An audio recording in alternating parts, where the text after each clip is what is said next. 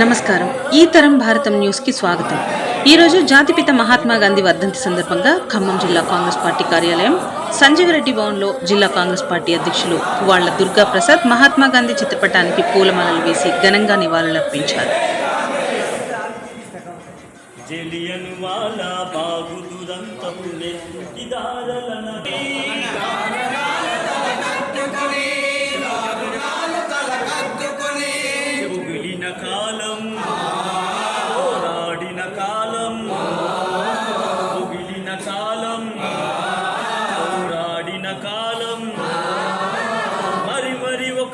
తలుచుకొని మృత వీరులను దనిడ తలుచుకొని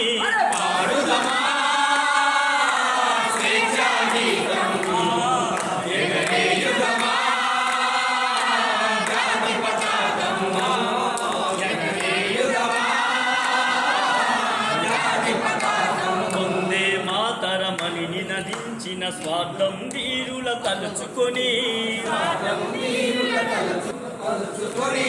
స్వాతంత్రమే నా జన్మ హక్కని గర్జించిన గలమందుకొని బలం స్వాతంత్ర ఫలం కాలాలు కాపాడుకొని గర్వంగా కొనియాడి పాడే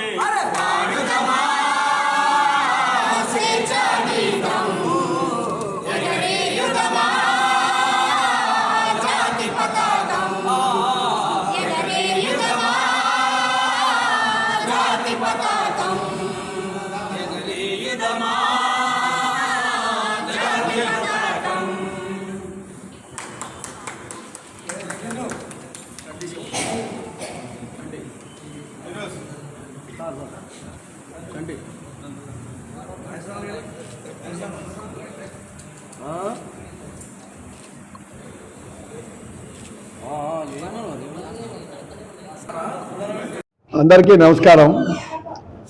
జాతిపిత మహాత్మా గాంధీ గారి 76వ వర్ధంతి కార్యక్రమాన్ని దేశవ్యాప్తంగా ఘనంగా జరుపుకోవటం జరుగుతూ ఉంది.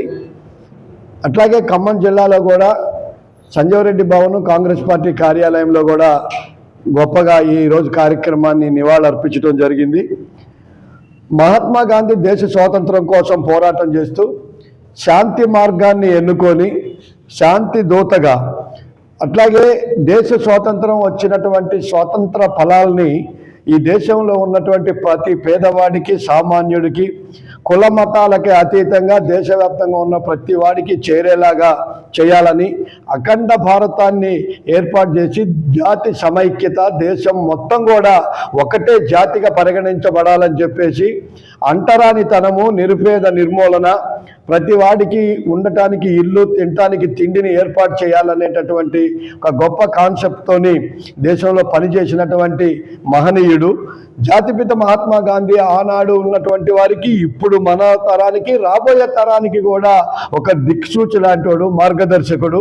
అటువంటి మహనీయుడిని ఈరోజు ప్రతి ఒక్కళ్ళు కూడా కొనియాడటం సంతోషకరం. అలాగే జాతిపితకు మరొకసారి మీ అందరి ద్వారా నివాళులర్పిస్తూ ఉన్నాం.